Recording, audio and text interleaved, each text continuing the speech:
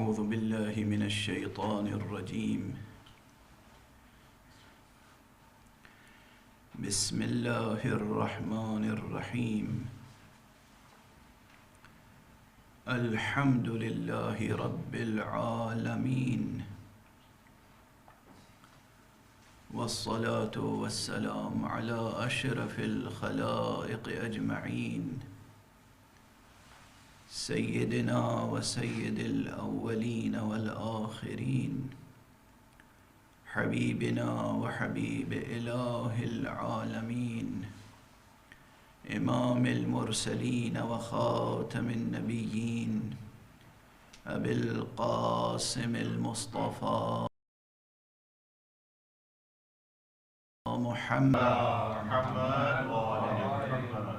وعلى أهل بيته الطيبين الطاهرين الهداة المهديين المعصومين المظلومين، واللعنة الدائمة على أعداء الحق والدين. أما بعد، فقد قال الله تعالى عز اسمه في محكم كتابه ومتقن خطابه: بسم الله الرحمن الرحيم. واعتصموا بالله هو مولاكم فنعم المولى ونعم النصير. صدق الله العلي العظيم. اللهم صل على محمد وعلى محمد وعجل.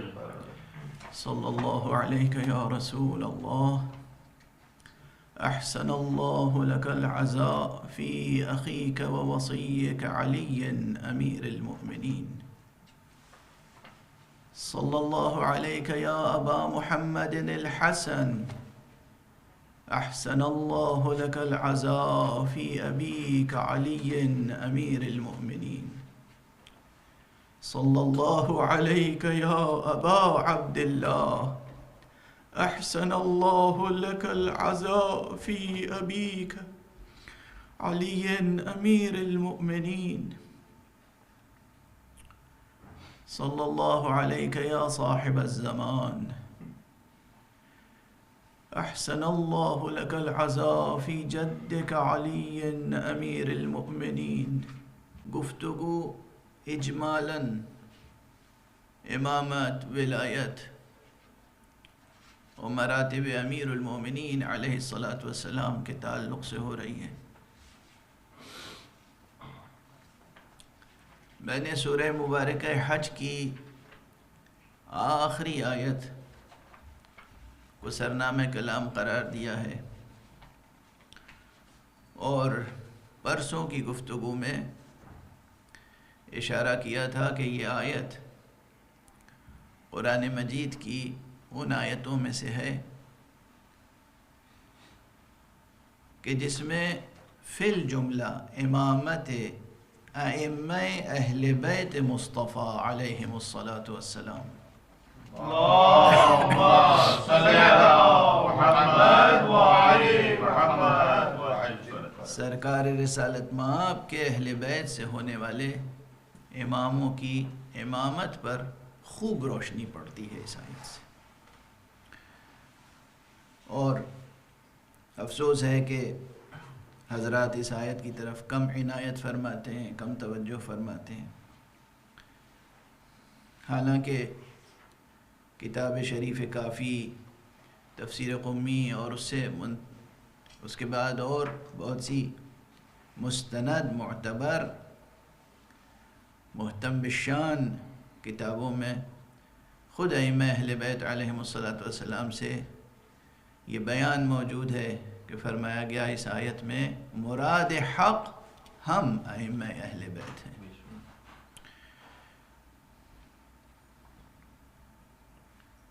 ظاہر ہے کہ سہولت کے پیش نظر، اپنی صحت کے تعلق سے، اور آپ حضرات کے بھی وقت اور سہولت کے پیش نظر میں صرف آخری فقرہ آیت کا تلاوت کرتا رہا، اور اس لیے بھی کہ وہ جان سخن اس میں مجتمع ہے۔ ورنہ پوری آیت اور اس کا ایک ایک فقرہ وَجَاهِدُوا فِي اللَّهِ حَقَّ جِهَادِهِ، اور جہاد کرو اللہ کے لیے، اللہ کی راہ میں، ایسا جہاد کہ جہاد کا حق ادا ہو جائے۔ حق سبحانہ و تعالیٰ یہ خطاب کسی اور سے کر بھی نہیں سکتا، خطاب اسی سے تو فرمائے گا جن پہ یقین ہوگا کہ یہ جہاد کا حق ادا کر سکتے ہیں۔ جو کام جو شخص نہیں کر سکتا، حق سبحانہ و تعالیٰ اس کے طرف وہ امر متوجہ نہیں کر سکتا۔ یہ ممکن نہیں ہے کہ اللہ سبحانہ و تعالیٰ کسی کو ایسا حکم دے جو حکم وہ کر نہ سکتا ہو۔ اسی لیے فقہ میں یہ قاعدہ، یہ اصل موجود ہے کہ جتنے واجبات ہیں، جتنے تکالیف شرعیہ ہیں، یہ سب انسان کی سکت و استطاعت سے بھی بہت کم ہے۔ یعنی جتنی نماز جائے رکعت نماز انسان روزانہ پڑھ سکتا ہے، کتنی نمازیں پڑھ سکتا ہے انسان؟ پڑھنے والے کتنی نمازیں پڑھتے ہیں؟ کوئی شب بھر میں 100 رکعت نماز پڑھتا ہے، کوئی شب بھر میں 1000 رکعت نماز پڑھتا ہے۔ امیر المومنین علی ابن ابی طالب علیہ السلام کتنی نمازیں پڑھا کرتے تھے؟ امام زین العابدین علیہ السلام کتنی نمازیں پڑھا کرتے تھے اس پیکر بشری میں رہتے ہوئے؟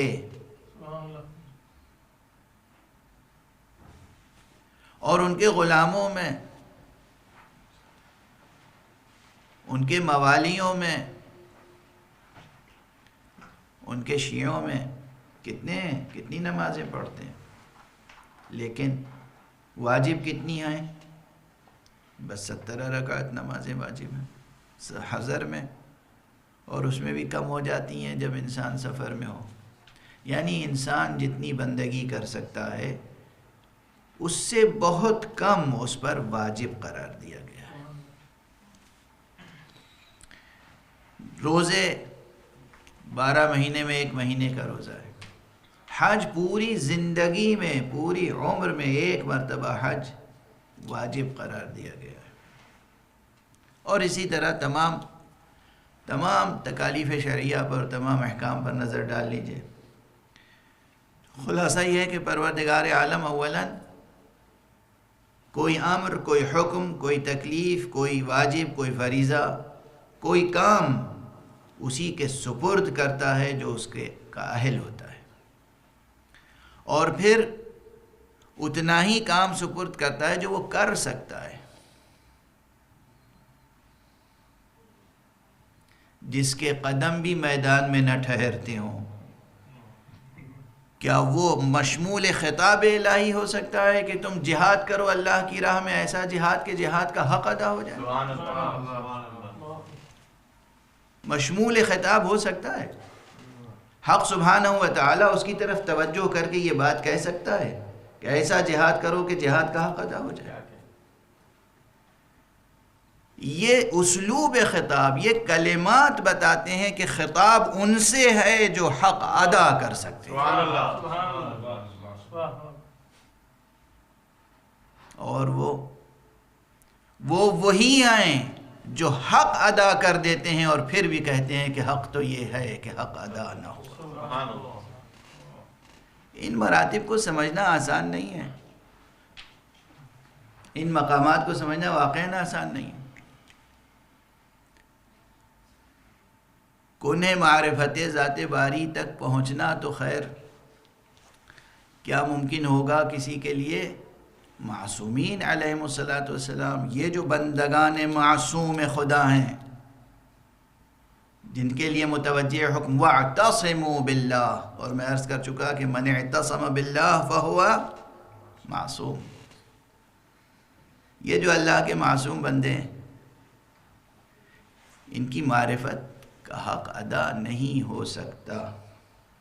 اور اس لیے میں بار بار عاجزی سے، خلوص سے، دل سوزی سے عرض کرتا ہوں کہ حضرات آپس میں مشاجرے، مناظرے، مجادلے، آپس میں مباحثے اس طرح نہ کریں جس طرح کر رہے ہیں۔ کوئی کسی کو غالی ہونے کا الزام دیتا ہے تو کوئی کسی کو مقصر۔ حق یہ ہے، انصاف کی بات یہ ہے کہ اس روئے زمین پر جتنے ہیں یا قاصر ہیں یا مقصر، سبحان اللہ، سبحان اللہ، کیا کہنے، سبحان اللہ، یا علمی اعتبار سے قاصر ہیں واہ واہ واہ واہ واہ یا عملی اعتبار سے مقصر ہیں۔ واہ، واہ واہ اس میں کوئی مبالغہ نہیں ہے، کوئی ہو، بے شک، واہ واہ کوئی ہو، یا علمی اعتبار سے قاصر ہیں اور یا عملی اعتبار سے مقصر ہیں۔ جتنی خدمت کر سکتے ہیں نہیں کر سکتے، جتنی اطاعت کر سکتے ہیں نہیں کرتے، جتنی بندگی کر سکتے ہیں نہیں کرتے، جتنا ذکر کر سکتے ہیں نہیں کرتے۔ سبحان اللہ، اور اس لیے حدود بندگی میں رہیں، حدود غلامی میں رہیں، دامن ولایت، حبل ولایت کو مضبوطی سے تھامے رہیں۔ سبحان اللہ، وہ ہیں جنہیں کہا گیا وَاعْتَصِمُوا بِاللَّهِ، اور ہم وہ ہیں کہ ہمیں کہا گیا وَاعْتَصِمُوا بِحَبْلِ اللَّهِ۔ سبحان اللہ، سبحان اللہ، واہ واہ مَا آتَاكُمُ الرَّسُولُ فَخُذُوهُ وَمَا نَهَاكُمْ عَنْهُ فَانْتَهُوا، یہ ولایت تشریعیہ نہیں ہے تو کیا ہے؟ واہ، جو تمہیں مصطفیٰ دیں وہ لے لو، جس چیز سے روک دیں رک جاؤ، جسے وہ حلال کر دیں وہ حلال ہے، جسے وہ حرام کر دیں حرام ہے۔ سبحان اللہ، یہ ولایت تشریعیہ نہیں ہے تو کیا ہے؟ مصطفیٰ کو قانون بنانے کا حکم دیا ہے کہ نہیں دیا ہے؟ سبحان اللہ، یہ اور بات ہے، مصطفیٰ وہ ہیں کہ جو قانون بناتے نہیں جب تک کہ مشیت نہ ہو جائے، سبحان اللہ، اذن نہ ہو جائے۔ بس اشارات ہیں، ظاہر ہے ایک ایک مسئلے پہ اگر گفتگو ہو تو 10 دن 20 دن ضرور وقت چاہیے کم سے کم، ورنہ ماشاءاللہ مکتبی بحث کے انداز سے کیا جائے، جس طرح سے وقت برباد کرتے ہیں لوگ اپنا درس و بحث میں بہت سے لوگ واقعاً پروان چڑھتے ہیں اور بہت سے لوگ وقت برباد کرتے ہیں۔ تو معلوم ہوا کہ ایک طہارت کا مسئلہ ہے، 3 سال اس پہ بحث ہو رہی ہے۔ جن حضرات کی تمام تعلیم طہارت سے نکاح تک اور نکاح سے طہارت تک ہو، ان سے اور کیا توقع رکھی جا سکتی ہے؟ سبحان اللہ، کتاب الطہارت سے کتاب النکاح تک اور کتاب النکاح سے کتاب الطہارت تک، بس ساری زندگی، پوری استعداد، پوری صلاحیت، بذل جہد، سبحان اللہ، پوری جان نکال کے رکھ دیتے ہیں کس میں؟ طہارت سے نکاح اور نکاح سے طہارت میں۔ ایک صلوات پڑھ دیجئے محمد۔ اللہم صلی علی محمد وآل محمد وعجل فرجہ۔ اصل مسئلہ ولایت تکوینیہ بدیہیات میں سے ہے، اور عرض کر رہا ہوں سمجھنے کے لیے کافی ہے کہ ولایت تشریعیہ کیا ہے۔ میں نے سمجھنے کی مثال دی تھی کہ جب ڈاکٹر نسخہ دیتا ہے نا، بخار ہے آپ کو یا فلاں بیماری ہے، کوئی بیماری ہے، تو وہ نسخہ لکھ دیتا ہے، جائیے اسے استعمال کیجئے انشاءاللہ ٹھیک ہو جائیں گے۔ یہ نسخہ لکھنا یہ ولایت تشریعیہ ہے۔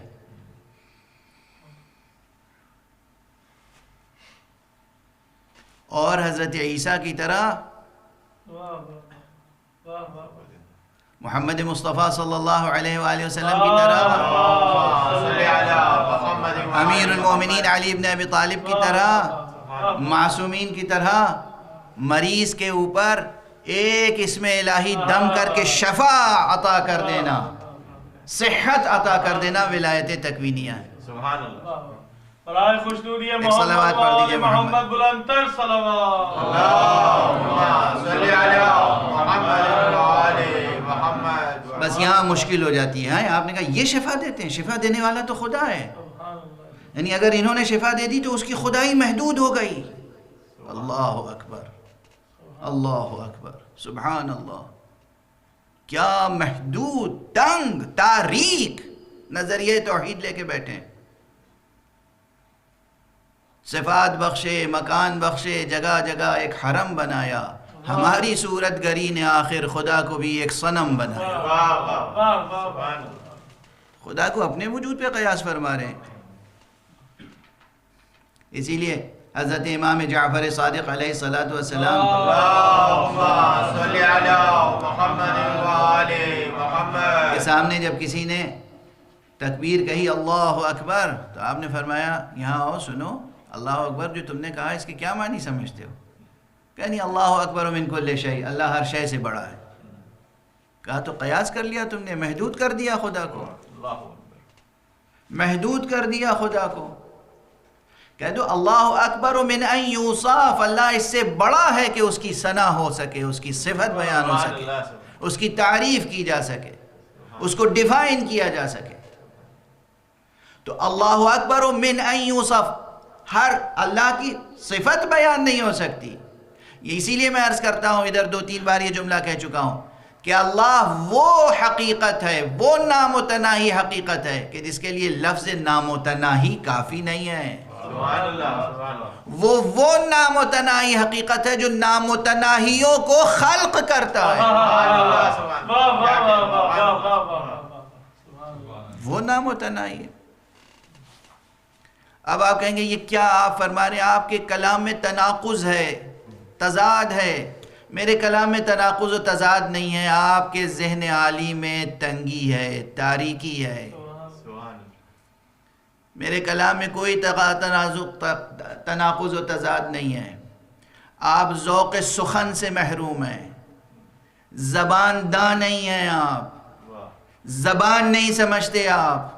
اور اس زبان کی بار بار اس لیے بات کہتا ہوں کہ امیر المومنین علی ابن ابی طالب علیہ الصلاۃ والسلام نے فرمایا صلی علی محمد وآل محمد. کہ المرء مخبوء تحت لسانہ، انسان کی شخصیت، پورا انسان تو اپنی زبان کے پیچھے چھپا ہوتا ہے.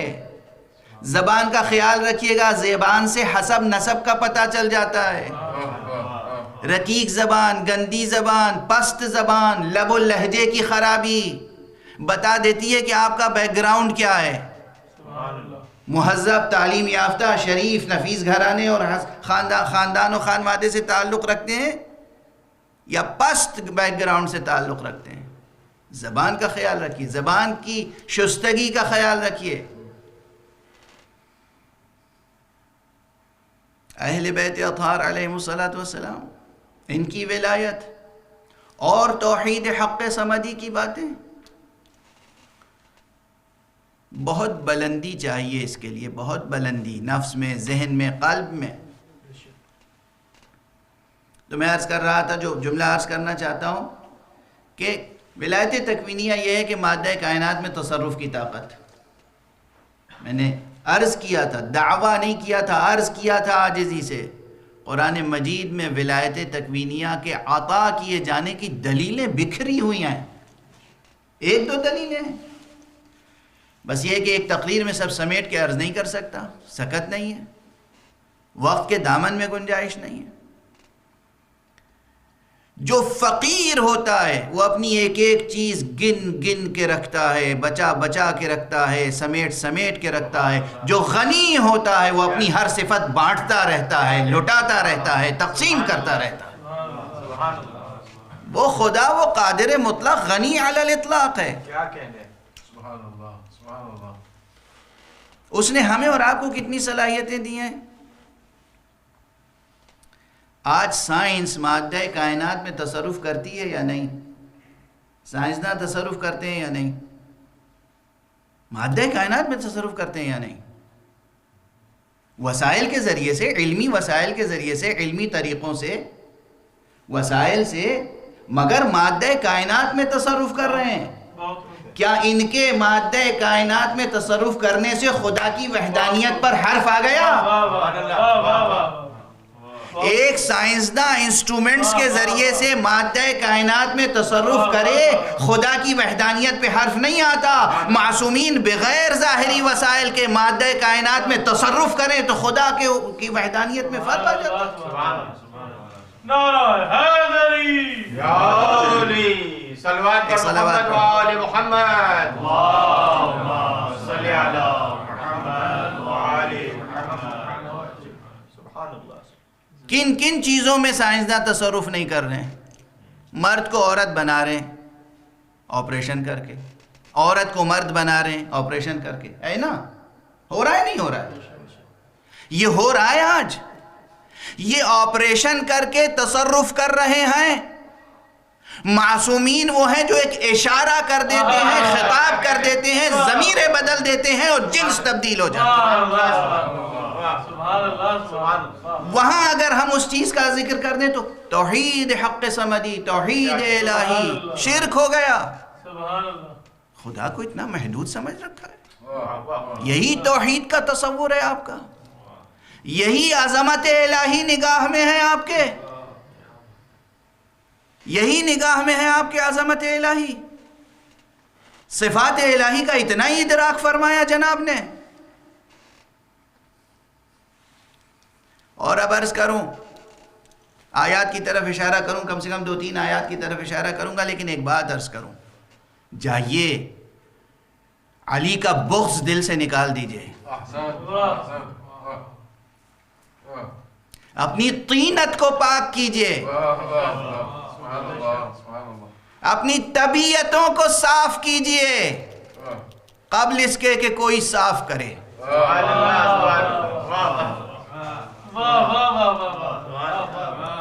اپنی طینتوں کو پاک کیجئے، اپنی طبیعتوں کو صاف کیجئے، اپنے ذہن کو روشن کیجئے، قلب کو نورانی کیجئے، مطالعہ کیجئے تاریخ کا، حدیث کا، روایات کا، آیات کا.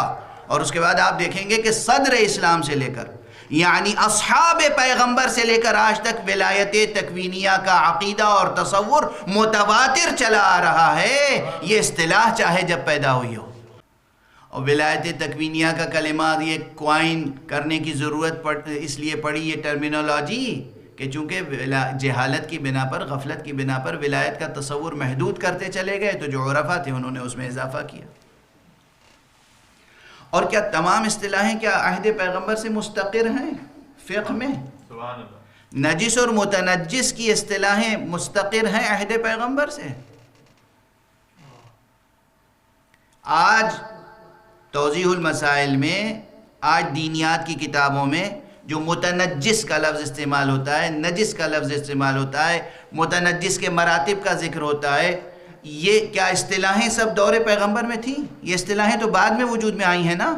تو کیا اصطلاحیں اگر بعد میں وجود میں آئی ہیں تو یہ مفاہیم، یہ معانی، یہ مرادات، یہ حقائق نہیں تھے پہلے؟ تھے، یہ تھے. اسی طرح ولایت کا عقیدہ عہد پیغمبر سے صلی اللہ علیہ وآلہ وسلم،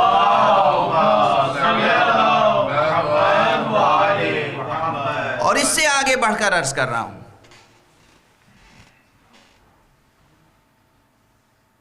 اصلا ولایت تکوینیہ کا مطالبہ فطرت میں پوشیدہ ہے.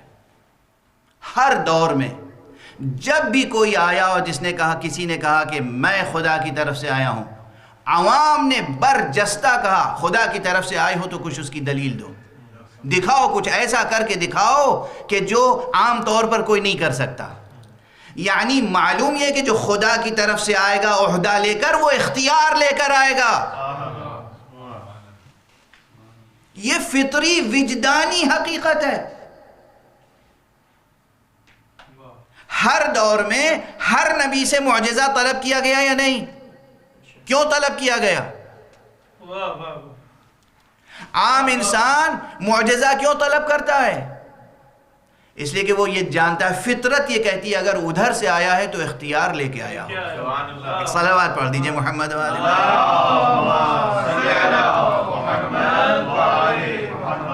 ادھر سے آیا ہے تو اختیار کچھ نہ کچھ لے کے آیا ہوگا، بے اختیار نہیں آیا ہوگا، اور وہ دکھاتے ہیں. تو ہر دور میں ولایت، اصلا جس طرح میں عرض کرتا ہوں فطرت، گوہر فطرت انسانی پر جس طرح کلمہ توحید کندہ ہے، کلمہ نبوت کندہ ہے، کلمہ ولایت کندہ ہے، تو فطرت انسانی میں عظمت الہی کا ایک تصور موجود ہے جو لفظوں میں بیان نہیں ہو سکتا. فطرت انسانی میں نبی کا ایک عظیم تصور موجود ہے جو لفظوں میں بیان نہیں ہو سکتا. فطرت انسانی میں ولایت کا ایک عظیم تصور موجود ہے جو لفظوں میں بیان نہیں ہو سکتا. بیان کیجئے تو ایسے ہی اختلافات وجود میں آ جاتے ہیں، کیونکہ الفاظ تنگ ہیں، الفاظ کی بساط چھوٹی ہے، معانی کی بساط نامتناہی ہے.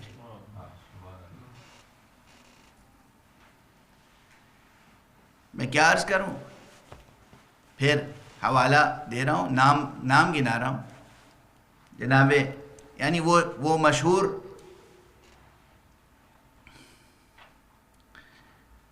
امام حسین علیہ السلام سے خطاب کر کے ایک بہت نامی مشہور بہت بلند قامت صحابی کا جملہ ہے یہ، جس نے کہ بار بار کہا ہے اپنی زندگی میں کہ علی نہ ہوتے تو میں ہلاک ہو جاتا. کہا یا حسین یا ابا عبداللہ، یہ جو ہمارے سروں پہ بال اگے ہوئے ہیں نا، یہ اللہ نے اگائے ہیں یا اللہ کے بعد پھر تم نے اگائے ہیں.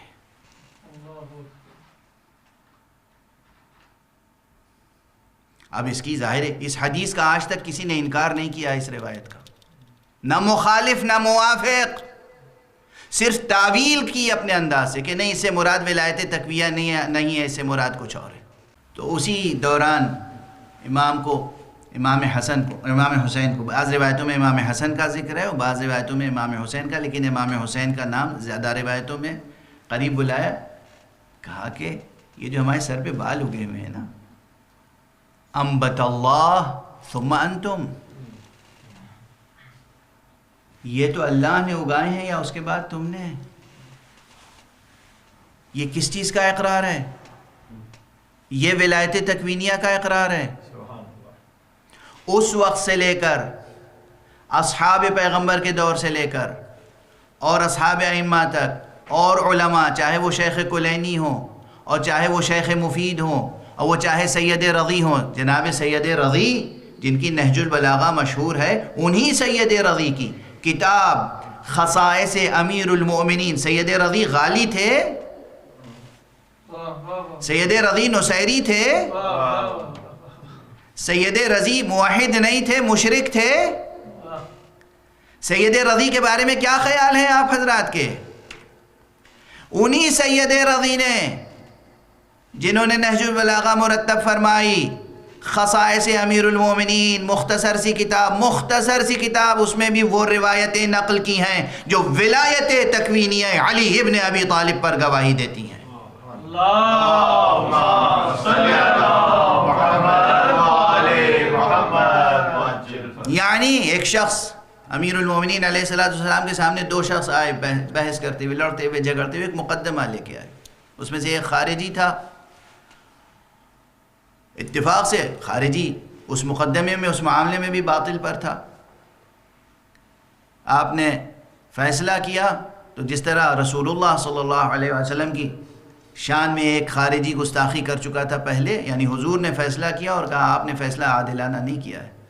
تو حضور نے فرمایا ویحک، اگر میں عادل نہیں کروں گا تو پھر کون عادل کرے گا. وہی واقعات یہاں پر پیش آیا کہ امیر المومنین علیہ السلام نے فرمایا، فیصلہ کیا تو وہ معترض ہوا تو امیر المومنین علیہ السلام اور گستاخانہ انداز میں معترض ہوا تو امیر المومنین علیہ السلام نے بس اشارہ کر کے وہ جملہ کہا جو کتے کے لیے کہا جاتا ہے، اخسا. مجمع میں بیٹھا ہوا وہ شخص سیاہ کتے میں بدل گیا. میں صرف اشارہ کر رہا ہوں، آدھا واقعہ بلکہ آدھے سے بھی کم واقعہ پڑھ رہا ہوں، وقت گزر چکا. کس نے نقل کیا یہ واقعہ اور پھر دوبارہ انسان بھی بنایا اسے،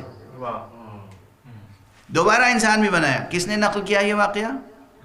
کسی نصیری نے؟ کس نے نقل کیا یہ واقعہ؟ کسی غالی نے؟ کسی مشرک نے؟ آپ حضرات کی اصطلاح میں جو حضرات ذاکرین کی توہین کرتے ہیں، کسی منبری نے، کسی روزہ خون نے، کسی ذاکر نے، شریف رضی جامع نہج البلاغہ، انہوں نے نقل کیا. تو اس وقت سے لے کر شریف رضی ہوں، شریف مرتضیٰ ہوں، ان کے استاد شیخ مفید ہوں، ان کے شاگرد ہوں، اور اس وقت سے لے کر صرف امام خمینی ولایت تکوینیہ کے قائل نہیں ہیں. مصباح الفقاہہ کتاب اٹھا کر دیکھیں، آیت اللہ العظمیٰ سید ابو القاسم خوئی، وہ بھی ولایت تکوینیہ کے قائل ہیں. ایک صلوات پڑھ دیں محمد اللہم صلی علی محمد وآل محمد وعجل فرج. آیت اللہ گل پائیگانی، آیت اللہ خوئی، آیت اللہ محمد تقی بہجت، آیت اللہ طباطبائی صاحب تفسیر المیزان. کس کس کا نام گناؤں؟ صرف صوفیہ تھوڑی قائل ہیں. صوفیہ کے تمام نظریات سے ہم بھی متفق نہیں ہیں، مگر نظریے سے اختلاف کے باوجود فوراً کسی کی تکفیر نہیں کرتے، کسی کو کافر نہیں ٹھہراتے، کسی کی شان میں گستاخی اس طرح سے نہیں کرتے. اختلاف نظر کے اظہار کی تہذیب ہے. جو شخص بھی مکذب نہیں ہے، تکذیب نہیں کرتا کلام حق کی، اور کلمہ لا الہ الا اللہ اور محمد الرسول اللہ صلی اللہ علیہ وسلم کا کلمہ پڑھتا ہے، مسلم ہے، محترم ہے، اس کا احترام لازم ہے.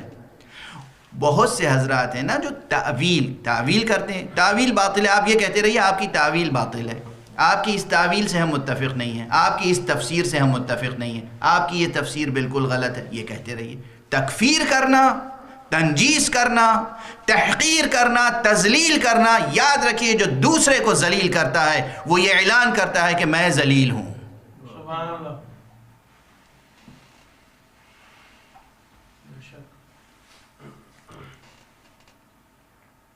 میں 2-3 مثالیں عرض کر دوں. جا کے تمام علماء کی کتابیں پڑھیں نا پہلے. چھوٹے چھوٹے اقتباس کہیں سے، یہاں سے ایک لائن پڑھ لی، ان کا ایک جملہ سن لیا، اس ایک سنے ہوئے جملے پر اور اس ایک لائن کی پڑھی ہوئی عبارت پر فتویٰ دیتے ہیں لوگ. میرا نظریہ یہ ہے، میں وضاحت کرتا ہوں، مجھ سے استفسار کیا گیا ہے تو میں بیان دے رہا ہوں. سبحان اللہ.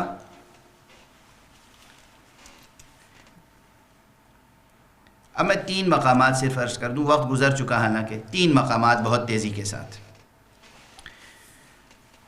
قرآن مجید میں بعض مقامات پر آیتیں ہیں جس میں کہا گیا ہے کہ یہ چیز کسی کو حاصل نہیں ہے، صرف خدا کے لیے مخصوص ہے، اور اسی طرح کی آیات لے کر آتے ہیں لوگ. مثلا سورہ مبارکہ نساء میں ایک آیت ہے جس کا آخری فقرہ ہے فَإِنَّ الْعِزَّةَ لِلَّهِ جَمِيعًا. عزت کس کے لیے ہے؟ صرف اور صرف اللہ سبحانہ و تعالیٰ کے لیے. فَإِنَّ الْعِزَّةَ لِلَّهِ جَمِيعًا. بات ختم ہو گئی نا. اسی قرآن میں سورہ منافقون میں آ جائیے. سورہ منافقون میں کیا کہا گیا؟ وَلِلَّهِ الْعِزَّةُ وَلِرَسُولِهِ وَلِلْمُؤْمِنِينَ. اللہ کے لیے ہے عزت، اور اس کے رسول کے لیے ہے، اور مومنین کے لیے ہے. مگر یہاں پر ایک فقرہ کہہ دیا گیا جو جان سخن ہے، وَلَكِنَّ الْمُنَافِقِينَ لَا يَعْلَمُونَ. لیکن منافقین جانتے نہیں ہیں. ایک صلوات پڑھ دیجئے محمد. اللہم صلی علی محمد وآل محمد. سبحان اللہ. بس اشارات ہیں، وقت بالکل نہیں گزر چکا. ایک جگہ کیا کہا گیا کہ ان العزت للہ جمیعا، عزت بس اللہ کے لیے. دوسری جگہ کیا کہا گیا؟ للہ العزت، اللہ کے لیے عزت ہے، ولرسولہ، اور رسول کے لیے، وللمؤمنین، اور مومنین کے لیے. ولیکن المنافقین لا یعلمون. لیکن منافقین جانتے نہیں ہیں، علم نہیں رکھتے. دوسرا اشارہ شفاعت کا مسئلہ، یا اس سے پہلے غیب کا مسئلہ عرض کر دوں.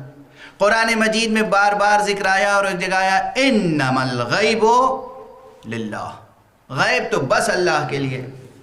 ٹھیک ہے، اللہ کے لیے ہے نا. اس کے بعد کیا کہا گیا؟ عالم الغیب فلا يظهر على غیبہ احدا الا من ارتضى من رسول. وہ عالم الغیب ہے اور کسی پر اپنے غیب کا اظہار نہیں کرتا مگر یہ کہ جس رسول سے راضی ہو جائے. دروازہ کھلا. دونوں مقامات جمع کریں گے یا ایک آیت پڑھتے رہیں گے؟ تیسرا اشارہ، بس اشارات، وقت بالکل نہیں ہے میں، ورنہ ایک ایک آیت پہ ظاہر ہے کہ ایک ایک مجلس نہیں، ایک ایک اشرہ پڑھا جاتا ہے. شفاعت کا مسئلہ قرآن مجید میں ایک جگہ کیا کہا گیا؟ قل للہ الشفاعت جمیعا. کہہ دیجئے، اعلان کر دیجئے، شفاعت بس اللہ کے لیے. ختم بات. دوسرے مقام پر قرآن مجید میں کچھ اور کہا گیا یا نہیں؟ من ذا الذی یشفع عندہ الا باذنہ. کون ہے جو اس کے حضور میں، اس کی بارگاہ میں شفاعت کرے مگر یہ کہ اس کے اذن کے ساتھ. دروازہ کھلا، دروازہ کھلا. عزت صرف اللہ کے لیے ہے ایک مقام پر، دوسرے مقام پر اللہ کے لیے ہے، رسول کے لیے ہے، مومنین کے لیے، مگر منافقین نہیں جانتے. علم غیب اللہ کے لیے اور دوسری جگہ اس رسول کے لیے ہے جس کو اللہ پسند کرے. شفاعت صرف اللہ کے لیے اور دوسری جگہ اس کے لیے ہے جسے اللہ اذن عطا کرے. واضح قرآن ہی پڑھ رہا ہوں نا. اور اگر آپ کی طرح قرآن پڑھوں تو پھر اجازت دے دیجئے کہ کل سے بس یہ کہنا شروع کروں گا کہ قرآن نے اعلان کیا ہے لا تقربوا الصلاۃ، نماز کے قریب نہ جانا. قرآن نے کہا، یہ لفظ قرآن ہی کے ہیں نا، کسی ضعیف حدیث کے تو نہیں ہیں. صحیح یاد ہے مجھے. آج کل شوگر کی وجہ سے اور بہت سی بیماریوں کی وجہ سے حافظہ میں خراب ہو گیا ہے، مگر یہ الفاظ قرآن میں کہیں ہیں لا تقربوا الصلاۃ ہے نا. تو آج سے بس یہ ایک اعلان ہوتا رہے، نماز کے قریب نہ جانا. خبردار، خبردار نماز کے قریب نہ جانا. اگر نماز کے قریب گئے تو نافرمانی ہو جائے گی اللہ کی. اس طرح قرآن پڑھا جاتا ہے، اس طرح توحید کے مسائل اور ولایت کے مسائل پہ غور کیا جاتا ہے. خدا کی قسم. اور ایک جگہ سمیٹ کر عرض کر دوں، حق سبحانہ و تعالی نے فرمایا تبارک الذی بیدہ الملک وہو علی کل شیء قدیر. برکت ہے وہ ذات جس کے ہاتھ میں ملک ہے. پورا اقتدار کائنات کا کس کے پاس ہے؟ اللہ سبحانہ و تعالیٰ کے پاس. اسی اللہ نے کہا، اس طرح دعا کیا کرو، قل اللہم مالک الملک تؤتی الملک من تشاء وتنزع الملک ممن تشاء. اے میرے پروردگار، تو مالک ملک ہے، جسے چاہے ملک دے دے، جسے چاہے ملک چھین لے. برائے خوشنودی محمد و آل محمد صلوات. اللہم صلی علی محمد و آل محمد. اب اگر مصطفیٰ ہاتھ اٹھا کے کہیں گے اللہم مالک الملک، اے پروردگار تو ملک کا مالک ہے، جسے چاہے تو ملک دے دے، اور اللہ مصطفیٰ کو ملک دے دے تو شرک ہو گیا،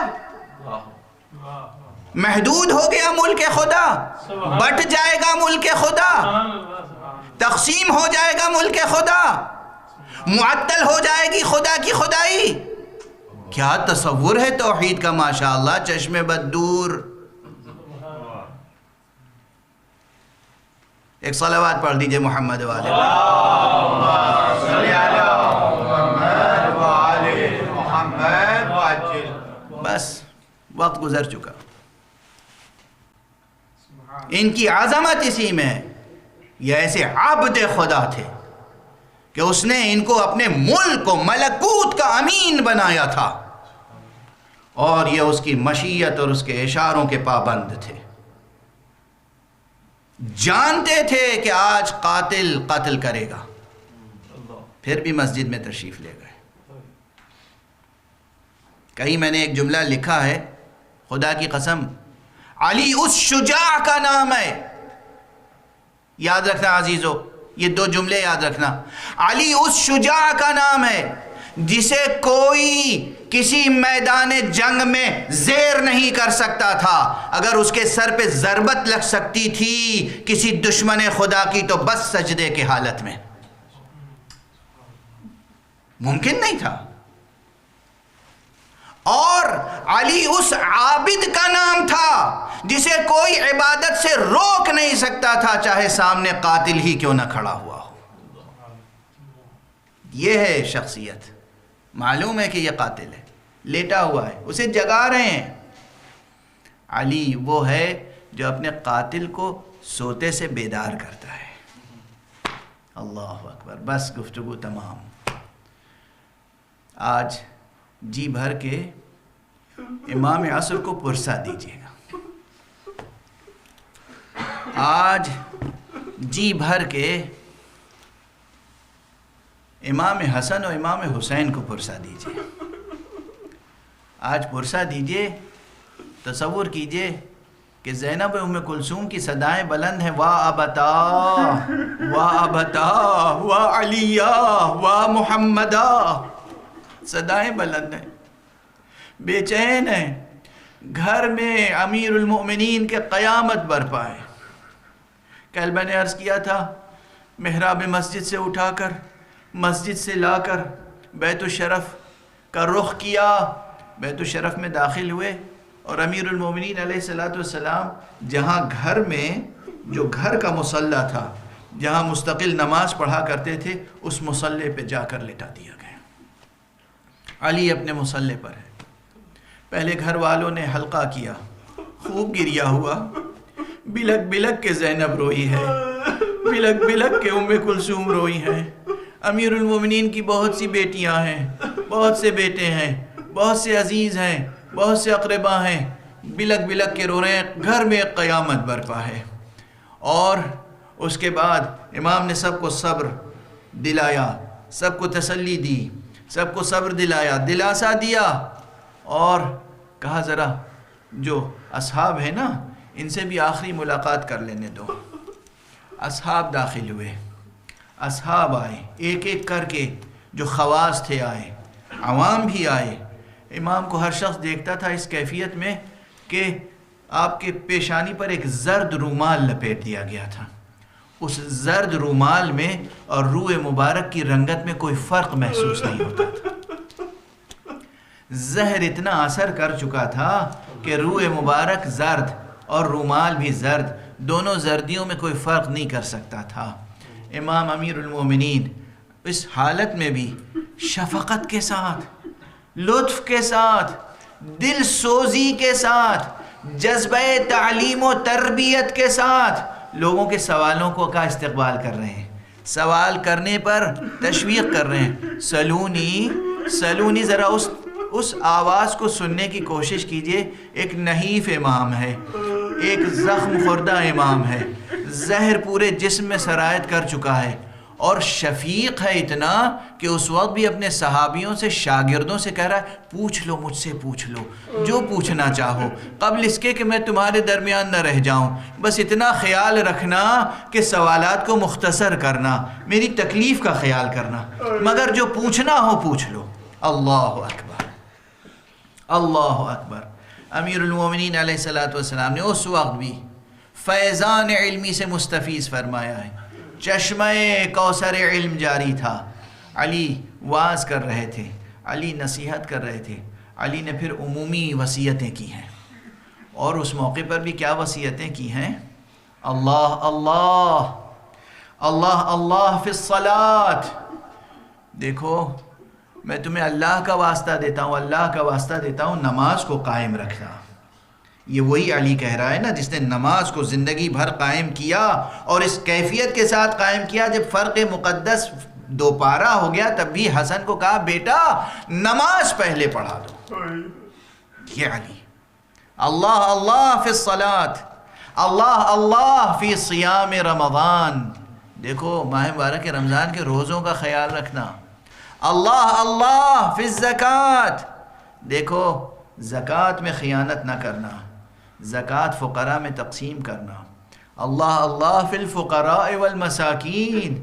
دیکھو فقراء اور مساکین کا خیال رکھنا. اللہ اللہ فی الایتام، دیکھو یتیموں کا خیال،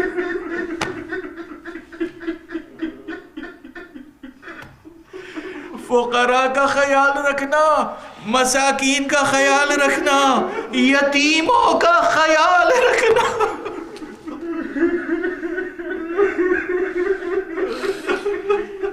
یہ وہ فقرے ہیں جو صرف شیعہ کتابوں میں نہیں ہیں، مورخ طبری نے لکھا ہے، دوسرے تمام مورخین نے لکھا ہے یہ وصیت کے جملے۔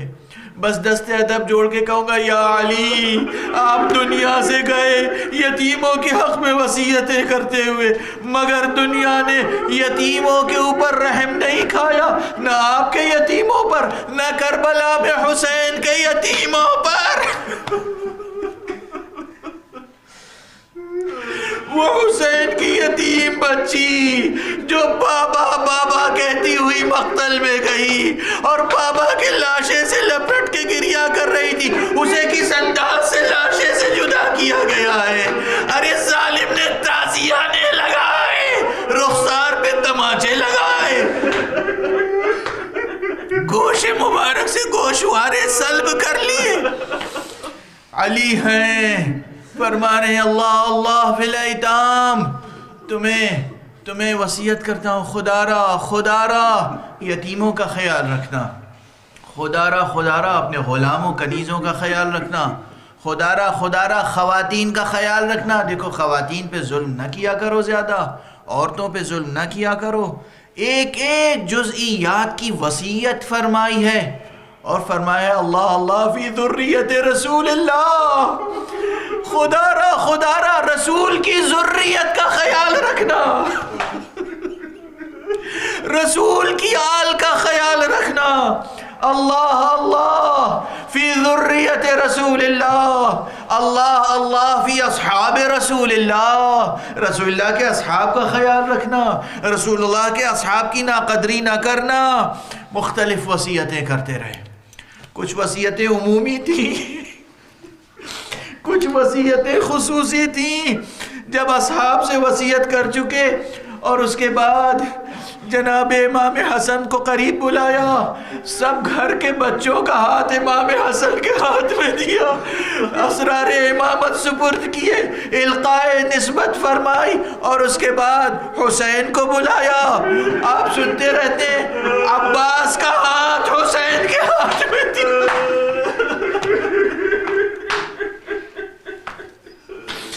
خصوصی وصیتیں جب فرمائی تو کچھ وصیتیں ایسی بھی ہیں کہ زینب کو بلا کر الگ وصیتیں فرمائی، عباس کو بلا کے الگ وصیتیں فرمائی۔ خود کرب کے عالم میں ہیں، خود کرب کے عالم میں ہیں، خود سر مبارک شگافتہ ہے، مگر کربلا بیان کر رہے ہیں۔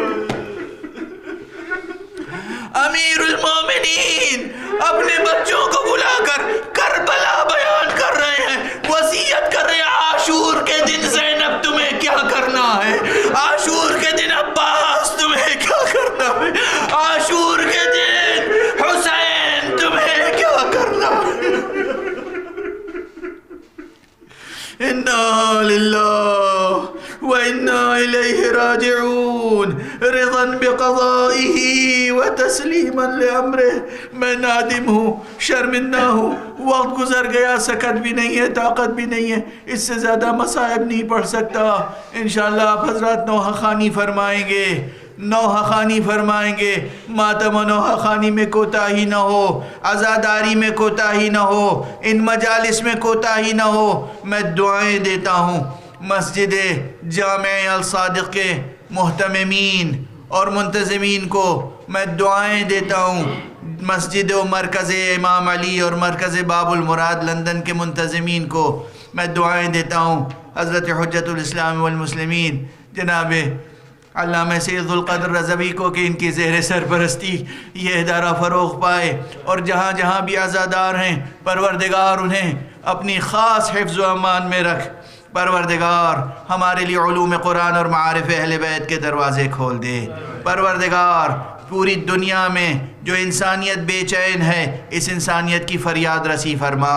پروردگار ولی آخر کو اذن ظہور عطا فرما، اور ان کے ہاتھوں سے اپنی رحمت و رافت و عدالت کا پرچم لہرا دے۔